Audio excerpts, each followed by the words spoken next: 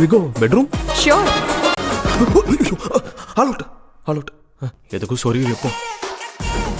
First of all எல்லாருக்கும் வணக்கம். Press media எல்லாருக்கும் வந்துட்டு வணக்கம். ஃபர்ஸ்ட் ரொம்ப சந்தோஷமா இருக்கு. ஒரு லாங் ஜேர்னிக்கு அப்புறம் இப்படி ஒரு ஸ்டேஜ், ஏன்னா இதனோட ஃபர்ஸ்ட் மேடை. ஸோ அதுவே ரொம்ப சந்தோஷமான ஒரு மொமெண்ட் தான் ஆக்சுவலா. 12th படிக்கும்போது எங்க வீட்டு பக்கத்துல, தஞ்சாவூர்ல எங்க வீட்டு பக்கத்துல பாலா சாரோட தாரந்தப்பட்ட ஷூட்டிங் நடந்துட்டு இருந்துச்சு. நான் அது வரைக்கும் ஷூட்டிங்லாம் பார்த்ததே இல்லை. அது வரைக்கும் டேரக்டர் ஆகணும் அப்படிலாம் எதுவும் இருந்ததுலாம் இல்லை. எங்க வீட்டுல வந்துட்டு நான் அவ்வளோ நல்லாலாம் படிக்க மாட்டேன். ஆனா எங்க அப்பா வந்து ஸ்டேட் ஃபர்ஸ்ட் எடுக்க போறான்னு ஊர் பூரா சொல்லிட்டு இருந்தாரு. ஸோ அப்போ வந்து இந்த ஷூட்டிங் நடக்கும்போது நான் ஜஸ்ட் ஷூட்டிங் போய் பார்த்தேன். ஒரு நாள் பார்க்கும்போது ஸ்கூல் கட் அடிச்சுட்டு போய் பார்க்கும்போது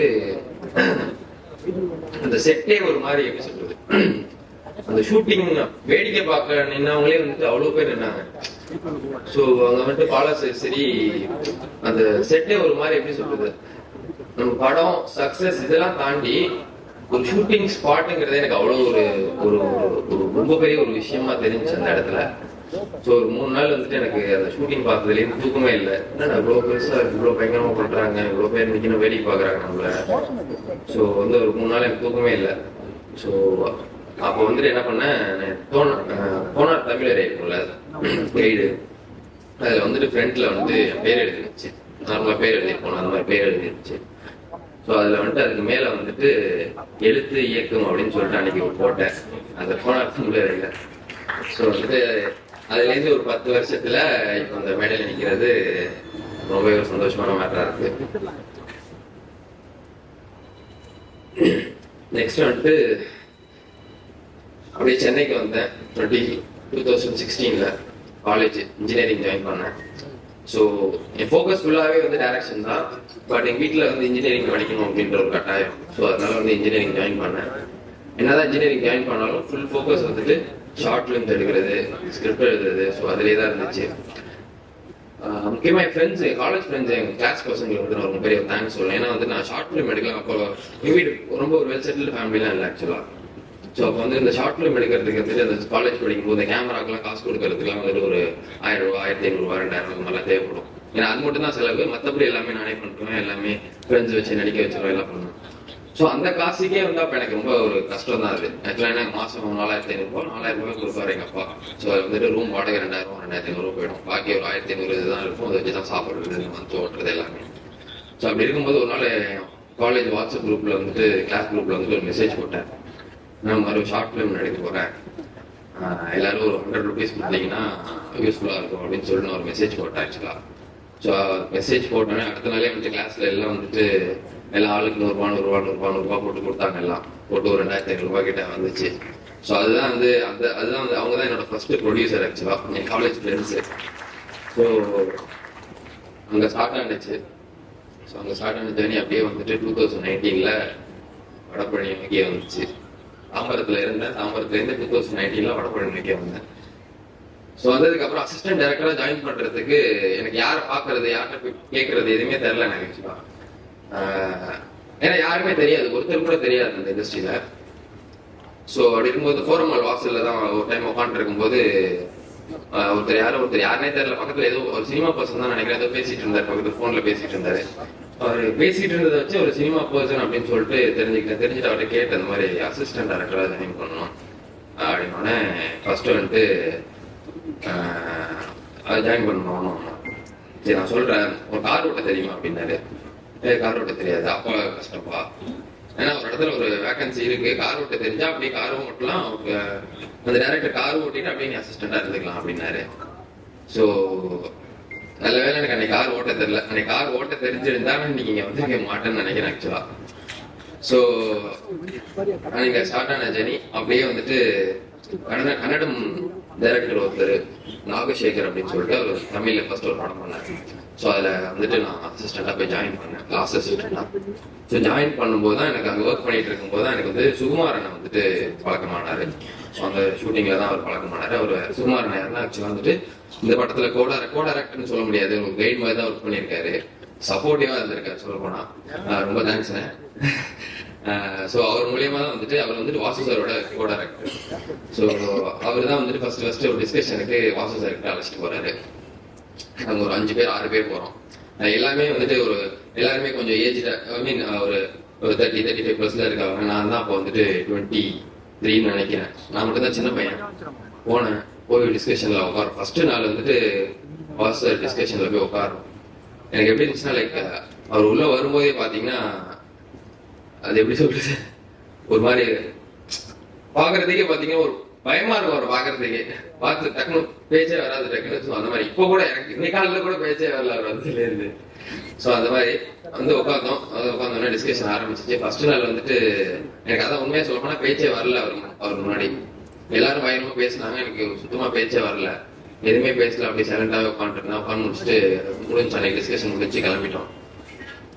கிளம்பணுன்னு நான் நினைச்சேன் ரைட்டு நம்ம வந்துட்டு எதுவுமே பேசல, விட்டுட்டோம், வாய்ப்பை விட்டுட்டோம், கண்டிப்பா வந்துட்டு நம்மளை போக சொல்லிடுவாரு அப்படின்ற மைண்ட் செட்ல தான் வந்தேன். வந்துட்டு மறுபடியும் அகைன் அடுத்த நாள் போறதுக்கு சான்ஸ் கிடைச்சிச்சு. போகும்போது நான் அப்போ மைண்ட் செட் ஒன்று பண்ணிட்டேன், நம்மளுக்கு இந்த வாய்ப்பு கிடைக்கிறது ரொம்ப கஷ்டம். ஏன்னா நிறைய பேருக்கு கிடைக்காத ஒரு வாய்ப்பு கிடைச்சிருக்கு. அதை கரெக்டா பயன்படுத்தலைன்னா நம்ம எத்தனை வருஷம் ஆனாலும் இப்படிதான் இருக்க போறோம் அப்படின்ற ஒரு மைண்ட் செட் இருந்துச்சு. ஸோ அதனால வந்துட்டு விடிய உட்காந்து எப்படிலாம் பேசணும், அந்த கதை எப்படி பேசணும், ஏதாவது பேசணும். அவரை பொறுத்த வரைக்கும், சாரை பொறுத்த வரைக்கும் பேசணும். ஏதாவது பேசிட்டே இரு, என்ன வேணா பேசு, ஆனா பேசணும். பேசினாதான் வந்துட்டு அதுல இருந்து எப்படி சொல்றது, ஒரு ஏதாவது ஒரு எவ்வளவு பேசணும் அதுல இருந்து ஒரு மாணிக்கம் கிடைக்கும், அதுல இருந்து ஒரு மேட்டர் கிடைக்கும் அப்படின்றதுதான் சாரோட தான். ஸோ ஏதாவது பேசணும் அவர்கிட்ட.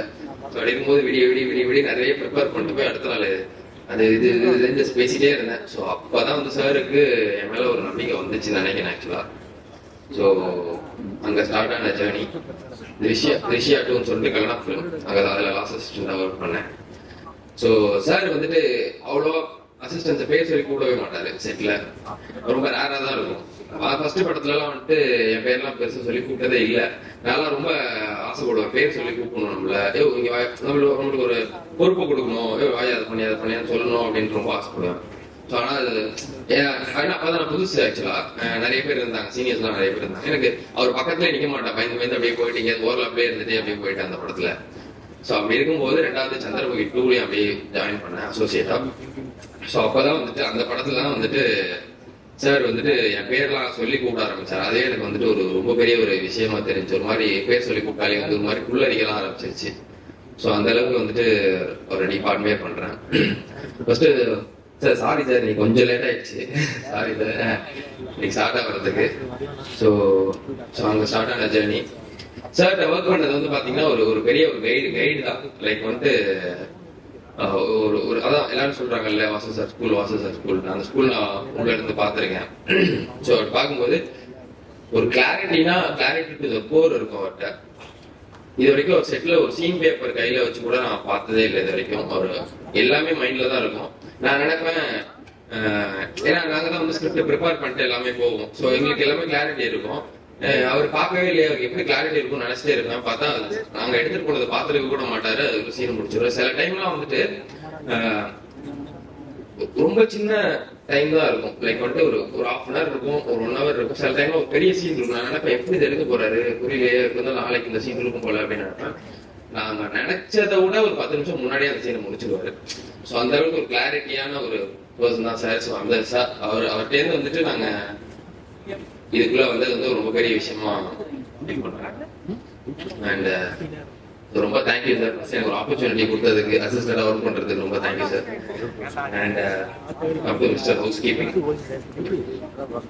ஃபர்ஸ்ட் ஹரிப்ரோ தான் வந்துட்டு எனக்கு எப்படின்னா அவருக்கு தான் ஃபர்ஸ்ட் ஒரு சினாப்சிஸ் அனுப்பிச்சேன். அவரோட ஆக்சுவலா அவரோட ஃபேன் நான் 2016ல இருந்து. ஸோ அவரை வச்சுட்டு ஒரு படம் அப்படிங்கறதெல்லாம் ஃபர்ஸ்ட் திங்க் பண்ணல. சினாப்சிஸ் அனுப்புவோம், அவர் நினைச்ச ஒரு கதை ஒன்று எழுதினேன், அது அவருக்கு தான் கரெக்டா இருக்கும்னு எழுதினேன். ஸோ எழுதி சினாப்சிஸ் அவருக்கு தான் ஃபர்ஸ்ட் அனுப்புனேன். அனுப்பி பார்ப்போம் ஏதாவது நடக்குதா அப்படின்னு சொல்லிட்டு. ஸோ அனுப்புனோடனே ஒரு 1 year கழிச்சு அந்த சினாப்சிஸ்க்கு எனக்கு ரிப்ளை வந்துச்சு. அது வரைக்கும் அவர் கொஞ்சம் ஹெல்ப்பா இருந்தாரு. ஸோ 1 year கழிச்சு அந்த சினாப்சிஸ்க்கு எனக்கு ஒரு ரிப்ளை வச்சு இந்த மாதிரி நல்லா இருக்கு, அதை மீட் பண்ணலாம் அப்படின்னு சொல்லி. ஸோ அங்கே மீட் பண்ணேன் ஹரிகுரு. ஸோ மீட் பண்ணி அங்கே ஸ்டார்ட் ஆனது. ஸோ ஸ்டார்ட் ஆன ஹரிகுரு மூலயமா தேனாடால் ஃபிலிம்ஸ் முரளி சார்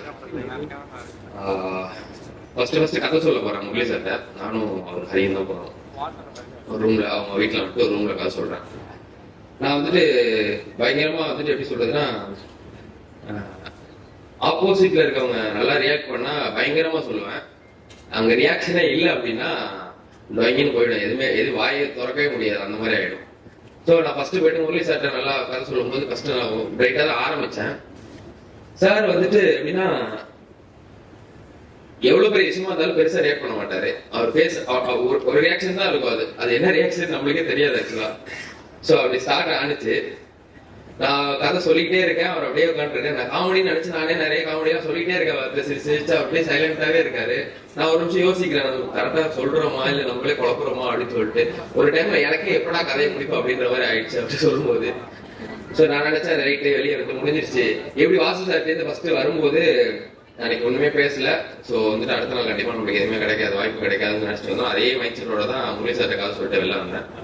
வெளில வந்தோடனே வந்துட்டு ஃபர்ஸ்ட் அந்த ஒரு 5 மினிட்ஸ் இருக்கும்னு நினைக்கிறேன். லைக் ஸோ அந்த 5 மினிட்ஸ்லயே வந்துட்டு அவரோட கால் வந்துட்டு நம்ம பண்ணலாம் அப்படின்ற கால் வந்துருச்சு. ஸோ அப்பதான் எனக்கு தெரிஞ்சிச்சு, அவர் வந்து கதை முடிக்காமையோ இது எல்லாமே ஒரு ரியாக்ஷன் கொடுக்கல. அவர் ரியாக்ஷனே அவ்வளவுதான் ரியாக்ட் பண்ணுவாரு அப்படின்னு எனக்கு தெரிஞ்சு அப்பதான் தெரிஞ்சிச்சு. ஸோ ஃபர்ஸ்ட் ஆஃப் ஆல் ரொம்ப தேங்க்யூ சார். ஒரு ப்ரெஷர் நம்பி இவ்வளவு பெரிய ஆப்பர்ச்சுனிட்டி கொடுத்ததுக்கு ரொம்ப பெரிய தேங்க்யூ சார். ஸோ அடுத்து நிதின் சார், அந்த படத்தோட ஜாயின் ப்ரொடியூசர். நிதின் சார் அப்படின்னா வந்துட்டு லைக் வந்துட்டு ஒரு நிறைய படத்துல எல்லாம் பார்த்திருப்போம். ஒரு வில்ல வந்துட்டு ஃபாரின்ல இருப்பாரு. லைக் வந்துட்டு கடைசியில கிளைமேக்ஸ்ல தான் காட்டுவாங்க. அந்த மாதிரி தான் நிதின் சார். நான் வந்து ஃபர்ஸ்ட் வீடியோ கால்ல தான் பார்த்தேன். ஸோ பார்த்தோன்னே சார் வந்துட்டு ஃபர்ஸ்ட் கதை சொல்றது. சார் வந்துட்டு தமிழ் தெரியாது சாருக்கு. ஸோ வந்துட்டு நான் கதை கேட்கறதுக்காக அவங்க ஃப்ரெண்ட்ஸ் யாரோ 2-3 பேர் வந்துட்டு ஜூம் கால்ல வந்தாங்க. ஸோ அப்பதான் கதை சொன்னேன். ஆக்சுவலா நானும் ஜூம் கால்ல வந்துட்டேன். சாருக்கு நான் தான் டேரக்டர் தெரியல. நானும் வந்துட்டு கதை கேட்க வந்து நினைச்சிட்டு ரொம்ப நேரமா ஆன்லயே இருக்கு, யாருமே பேசல, வெயிட் பண்ணிட்டே இருக்காரு சாரு. அப்போ ஒரு எக்ஸிகூட்டிவ் ப்ரொடியூசர் அப்ரோஸ்ன்னு சொல்லிட்டு, சோ அவங்க வந்துட்டு கால் பண்ணிட்டே இருக்காங்க, சீக்கிரம் உள்ள போங்க, வெயிட் பண்ணிட்டு நான் உள்ளதான் இருக்கேன். அவருக்கு தெரியல நான் தான் டேரக்டர் அப்படின்னு சொல்லிட்டு. கடைசியில தான் அவர் தெரிஞ்சு, ஓ நீங்க தான் டேரக்டர் அப்படின்னு. சார் நான் தான் சார் டேரக்டர். ஓ சாரி நான் நீங்க கதை கேட்க வந்திருக்கீங்க அப்படின்னு நினைச்சிட்டு சொல்லிட்டு இருந்தா. ஸோ அங்க ஆரம்பிச்சேன். ஸோ மற்றவங்களுக்கு இந்த கதை சொல்லி கிளாரிட்டி கொடுத்து இவ்வளோ பண்ணி ஒரு நம்பிக்கை வந்திருக்கு. பட் நிதின் சாருக்கு நான் ரொம்ப டீப்பாலாம் இந்த கதை தெரியாது. இந்த கதையா ஒரு மூடா தெரியும். ஸோ அந்த நாட்டோட லைக் அந்த நாட்டோட நம்பிக்கையை வச்சு இவ்வளோ இந்த ப்ராஜெக்ட் இங்க வரைக்கும் கொண்டு வந்ததுக்கு ஒரு ரொம்ப பெரிய தேங்க்யூ சார். நிதின் சார் ரொம்ப பெரிய தேங்க்யூ. ஸோ ஹவுஸ் கீப்பிங் இதுல ஃபர்ஸ்ட் டைரக்ஷன் டீமுக்கு வந்துட்டு நான் ரொம்ப பெரிய தேங்க்ஸ் சொல்லணும். சுகுமார் அண்ணன் வந்து வாசல் ஒர்க் பண்ணிட்டு இருக்காரு கோ டைரக்டரா. நான் ஃபர்ஸ்ட் ஒரு கூப்பிடலாமா வேணாமனு நினைச்சேன். எனக்கு ஒரு சப்போர்ட் தேவைப்பட்டுச்சு. என்னதான் இருந்தாலும் வந்துட்டு ஃபர்ஸ்ட் படம் பண்றேன், எனக்கு ஒரு கைடு ஒன்று தேவைப்பட்டுச்சு. ஸோ வந்துட்டு எனக்கு அது இல்லாம வந்துட்டு என்னதான் டேலண்டடா இருந்தாலும் கைடு ஒன்று தேவைப்படல. ஸோ அந்த மாதிரி ஒரு கைடு ஒன்று தேவைப்பட்டுச்சு எனக்கு. ஸோ நான் அவர்கிட்ட கேட்கலாமா வேணாமான்னு ரொம்ப நாளாக யோசிச்சிட்டே இருந்தேன். அப்புறமா ஒரு நாள் நானே யாரா கேட்டுரும் அப்படின்னு சொல்லி கேட்டேன். அந்த மாதிரி படம் பண்றேன்னு நீங்க வந்துட்டு ஒர்க் பண்ணி கொடுங்க ஸோ அப்படின்னு சொல்லிட்டு கேட்டேன். அவர் வந்துட்டு அவரு சொல்லியிருக்காரு வெளியெல்லாம் இன்னும் அவன் கூப்பிடவே இல்லை, அதனாலதான் நான் வெயிட் பண்ணல, நானே ஒர்க் பண்ணிருப்பேன் அப்படின்னு இருக்காரு. நான் நினைச்சிட்டு இருந்தா வரமாட்டாருன்னு நினைச்சு பார்த்தா அவரே வந்து வெளியே சொல்லியிருக்காரு அவர் கூப்பிடல, இல்லைன்னா முறையே போயிருக்கோம் அப்படின்னு சொல்லிட்டு. ஸோ வந்துட்டு ஒரு ஃபுல் சப்போர்ட்டிவா அந்த படத்துக்கு வந்துட்டு சுகுமார் இருக்காரு. ரொம்ப தேங்க்ஸ். அண்ட் டைரக்ஷன் டீம் என் பசங்க எல்லாம் பாத்தீங்கன்னா லைக் ஃப்ரெண்ட்ஸ் படத்துல வடிவேல் சார் போவார்ல பெயிண்ட் அடிக்கிறதுக்கு ஒரு அரண்மனை, அது மாதிரிதான் நாங்க போவோம். ஆக்சுவலா காலைல ஃபர்ஸ்ட் நாங்க தான் போவோம் செட்டுக்கு. செட்டு கூட யாரும் தொலைத்துக்க மாட்டாங்க. போயிட்டு இப்போ செட்டில் அங்கே வாட்ச்மேன் ஏதாவது புது செட்டுக்கு போறோம்னா அங்கே வாட்ச்மேனுக்கே வந்துட்டு தெரியாது ஆக்சுவலா ஷூட்டிங் வராங்கன்னு சொல்லி, வருவோம் தெரியாதா வெளியே ஓடி அப்படின்ற மாதிரி நாங்க தான் ஃபர்ஸ்ட் போவோம். ஸோ அந்த மாதிரி ஒரு டீம், ஒரு ஜாலியான ஒரு டீம். அண்ட் ஹரிபாஸ்கர் சொல்லிட்டேன். ஓகே. அண்ட் லாஸ்ட்லியா வந்துட்டு எப்படி ப்ராஜெக்ட்ல வந்தாங்கன்னா, ஃபர்ஸ்ட் எனக்கு ஆர்டிஸ்ட் வந்து ரொம்ப நாளா தேடிட்டு இருந்தேன் அந்த கேரக்டருக்கு. ஒரு இன்ஸ்டா போஸ்ட் ஒன்று பார்த்தேன் அவங்களோட ஒரு கெட்டப்ல, லைக் வந்துட்டு ஒரு பாஜி லுக்ல ஒரு போஸ்ட் ஒன்று போட்டிருந்தாங்க. அந்த போஸ்ட் பார்த்தோன்னா ஒரு கேரக்டரா எனக்கு தெரிஞ்சிச்சு.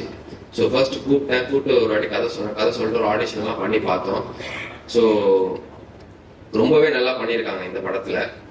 கண்டிப்பா இதுக்கப்புறம் அவங்களுக்கு ஒரு நல்ல ஒரு பெரிய ஓப்பனிங் இருக்கும் அப்படின்னு சொல்லிட்டு நான் கண்டிப்பா ஒரு ஓப்பனிங் இருக்கும். அண்ட் தென் ஒர்க் பண்ண டெக்னீஷியன்ஸ் அண்ட் கேமராமேன் ரொம்பவே ஒரு ஹார்ட் ஒர்க் இந்த படத்துக்கு. ஸோ எந்த டைமாக இருந்தாலும் சரி, நான் நிறைய திட்டிருக்கேன் அவரை. நிறைய சண்டை வந்திருக்கு. ஸோ எல்லா டைம்லயும் வந்துட்டு பொறுமை காத்து அப்படியே இந்த ப்ராஜெக்ட்டுக்கு கடைசி வரைக்கும் நின்னதுக்கு ஸோ அவருக்கு ஒரு பெரிய thank you. And then music director பற்றி கண்டிப்பாக நான் சொல்லியே வேணும். ஸோ ஃபர்ஸ்ட் மீட் பண்ணும்போது ஒரு சாங் தான் கம்போசிங்ல தான் மீட் பண்ணோம். ஹரி மூலியமாக தான் நான் மீட் பண்ணேன். ஸோ மீட் பண்ணும்போது அவர் ஏஜ் ஆக்சுவலாக 23 or 24 சம்திங் தான். எப்படி வந்து எனக்கு ஃபர்ஸ்ட் ஒரு எப்படி இவர் பண்ணுவாரு, ஸோ அந்த மாதிரி ஒரு தாட் இருந்துச்சு.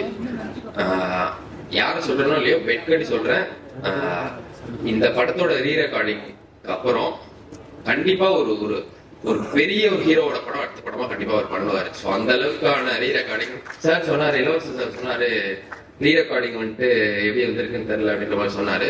சார் நான் பெட் கட்டி சொல்றேன், இந்த படத்தோட ரீ ரெக்கார்டிங்க்கு அப்புறம் அவருக்கு வந்துட்டு ஒரு பெரிய ஹீரோவோட படம் கண்டிப்பா அவர் பண்ணுவாரு. ஸோ அந்த அளவுக்கான ஒரு எஃபர்ட் இந்த படத்துல அவர் பண்ணியிருக்காரு.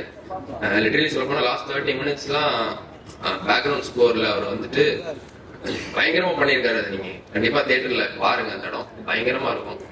ஸோ ரொம்ப தேங்க்யூ பிரதர். அண்ட் எல்லாருக்குமே ஃபர்ஸ்ட் ஆஃப் ஆல் டீம் எல்லாருக்குமே ரொம்ப தேங்க்யூ. யாராவது பேர் விட்டுருந்தா மன்னிச்சுக்கோங்க. இளவரசர் சார் முக்கியமா சொல்ல மறந்துட்டேன். இளவரசர் சார் வந்து இந்த படத்துக்கு ஒரு பெரிய கிஃப்ட்னு சொல்ல போனா எனக்கு அவரோட ஒர்க் பண்ணணும்னு ரொம்ப நாள் ஆசை. பட் கடைசியில அது எப்படியோ எங்கேயோ தடுமாறி எப்படியோ வந்துட்டு அவரை நான் பிடிச்சிட்டேன் அந்த படத்துல. எப்படின்னா ஒரு 1 வீக் முன்னாடி தான் ஷூட் போறதுக்கு ஒரு 1 வீக் முன்னாடி தான் சாரோட கேரக்டர் நான் கன்ஃபார்ம் பண்ணேன். ஸோ அவர் இந்த படத்துல ஒர்க் பண்ணியிருக்கிறது வந்து அவர் கூட நான் ஒர்க் பண்ணியிருக்கிறது எனக்கு ரொம்ப பெரிய ஒரு experience and great pleasure. So thank you so much sir. And எல்லாருக்குமே வந்துட்டு ரொம்ப நன்றி. தியேட்டருக்கு வந்துட்டு பாருங்க. கண்டிப்பா உங்களை என்டர்டைன் பண்ற ஒரு படமா இது கண்டிப்பா இருக்கும். வாசு சார் என்ன ஃபார்மேட் யூஸ் பண்ணியிருப்பாரோ அவரோட படத்தை முந்தைய படங்கள்லாம் அதே ஃபார்மேட் நான் யூஸ் பண்ணியிருக்கேன் இந்த படத்துல. ஃபர்ஸ்ட் எல்லாரும் சொல்றாங்க இன்னும் 6 பாட்டுறாங்க. சார் நான் உண்மையா சொல்ல போனா சின்ன தம்பி பார்த்து தான் இந்த படத்துல நான் 6 பாட்டு வைக்கணும்ன்ற மைண்ட் செட்டுக்கே வந்தேன். ஸோ வந்துட்டு ஏன்னா நானும் அவர் சொன்ன மாதிரி பாட்டே இல்லாம படம் எடுக்கிறாங்க அந்த மாதிரி மைண்ட் செட்ல தான் நானும் ஃபர்ஸ்ட் வந்தேன். பாட்டே இருக்கக்கூடாது, ஹீரோயின் இருக்கக்கூடாது, எதுவுமே இருக்கக்கூடாது, படம் எடுத்து தான் வந்தேன். பட் ஆனா அவரோட படம் அப்படியே ஜாயின் பண்ணதுக்கு அப்புறம் தான் அவரோட படங்கள்லாம் பார்த்தேன். படம் பார்த்ததுக்கு அப்புறம் songs is one of the most important ஒரு படத்துக்குங்கிறத அதுக்கப்புறம் தான் நான் புரிஞ்சுக்கிட்டேன். ஸோ சின்ன தம்பியோட ரெஃபரன்ஸ்ல தான் இந்த படத்துக்கு ஒரு 6 சாங் வச்சேன். 6 சாங் பண்ணி ஆகணும்னு சொல்லிட்டு வச்சிருக்கேன். ஸோ எல்லாருமே கண்டிப்பா ஜனவரி 24 தியேட்டருக்கு வந்துட்டு பாருங்க. கண்டிப்பா உங்களை என்டர்டைன் பண்ற ஒரு படமா இது இருக்கும்.